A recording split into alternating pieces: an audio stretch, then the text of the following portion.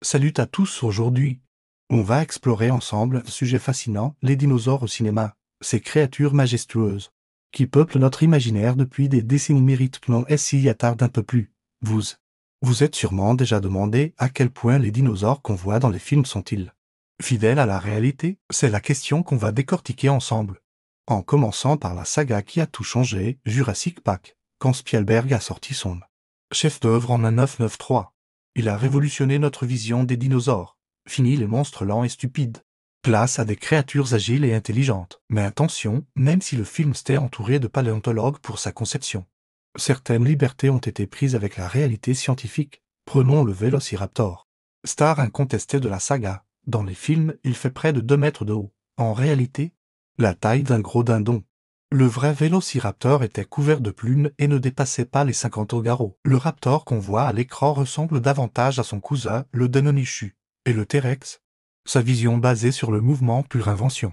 Les études montrent que le Tyrannosaurus Rex avait une excellente vue, comparable à celle des aigles actuels. Par contre, le film a raison sur un point, sa course pouvait atteindre les 40 km à l'heure. Ce qui est assez effrayant quand on y pense. Passons au Dilophosaurus du premier film. Vous vous souvenez de sa collerette et de son venin? Encore une fois, pure fiction.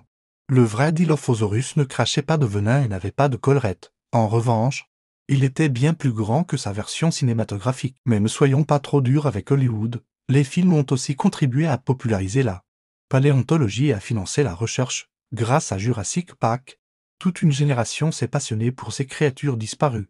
Le Monde perdu, sorti en 1997, a continué sur cette lancée. Le film nous présente des dinosaures avec des comportements sociaux complexes, notamment chez les vélociraptors. Et ça, c'est une intuition qui s'est révélée juste. Les découvertes récentes confirment que de nombreux dinosaures vivaient en groupe et avaient des interactions sociales élaborées. Un aspect fascinant que les films ont bien saisi. C'est la relation entre les dinosaures et les oiseaux actuels. Cette théorie, aujourd'hui largement acceptée par la communauté scientifique, trouve un écho particulier dans la façon dont les raptors sont animés à l'écran.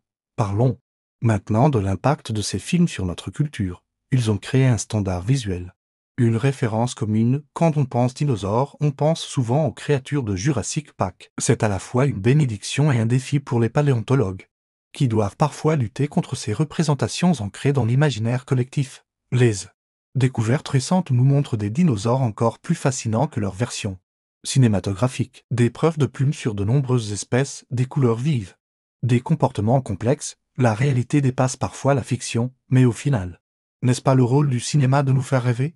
Ces films nous permettent de voyager dans le temps, de ressentir l'émerveillement face à ces créatures extraordinaires. Ils nous rappellent aussi notre place dans l'histoire de la vie sur Terre. Si vous avez aimé cette plongée dans l'univers des dinosaures au cinéma, n'oubliez pas de vous abonner à la chaîne Les Secrets du Crétacé. On a encore tant de mystères passionnants à explorer ensemble.